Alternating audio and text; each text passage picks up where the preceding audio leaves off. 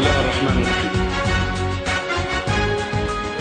أقسم بالله العظيم أن أحافظ مخلصا على النظام الجمهوري. الشعب بيكتب بالميدان يا مرسي يا رئيسي، وبيحلف إنه ما ينهان ما يرضى للسيسي. الشعب بيكتب بالميدان يا مرسي يا رئيسي، وبيحلف إنه ما ينهان ما يرضى للسيسي.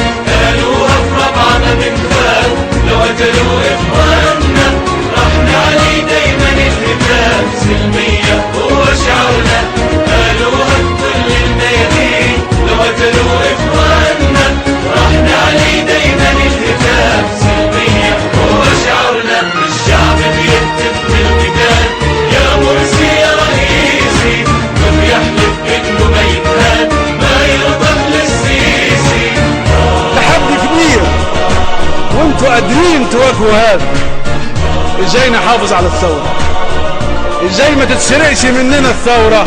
انا قدامكم ثورة 25 يناير وتحقيق اهدافها كاملة والحفاظ على الشرعية، ثمن الحفاظ عليها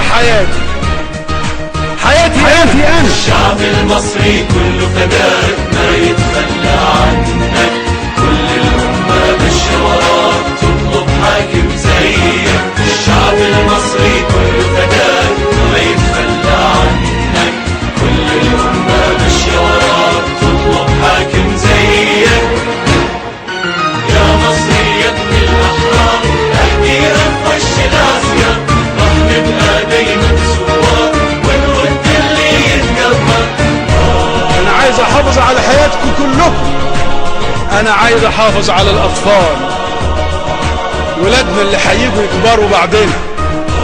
انا عايز احافظ على البنات هيبقوا امهات المستقبل اللي بيعلموا ولادهم ان ابائهم واجدادهم كانوا رجال لا يقبلون الضيم. مصر الحرة مش هتموت، راح